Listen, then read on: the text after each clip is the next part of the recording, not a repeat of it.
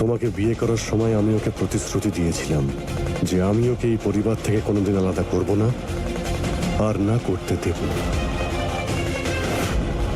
ও সারা জীবন এই বাড়ির বউ হয়ে থাকবে, আর আমি আমার প্রতিশ্রুতি কোনোভাবেই ভাঙব না। আর যদি ওই সমাজসেবীদের কথা বলো, তাহলে বলবো জঙ্গলে এরকম অনেক শেয়াল ঘুরে বেড়ায়, বাঘ কিন্তু ওদের ভয়ে জঙ্গল ছেড়ে পালায় না। আমি জানি পরিস্থিতি কিভাবে সামলাতে হয়, তুমি চিন্তা করো না।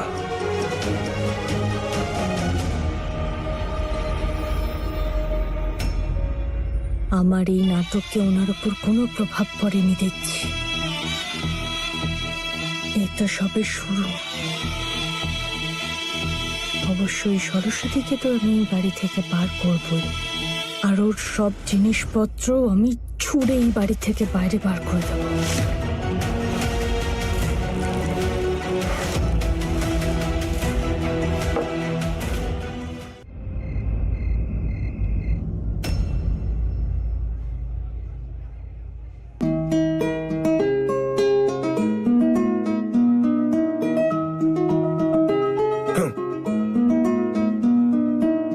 আপনার ঝাল লাগছে, আমি আপনার জন্য মিষ্টি বানিয়ে আনছি।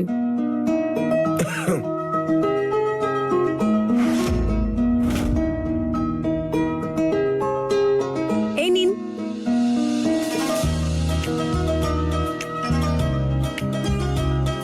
এবার ঠিক আছে? Thank you. ওনার জন্য মিষ্টি দিয়ে বানিয়ে দেবেন, আর আমার জন্য ঝাল দিয়ে।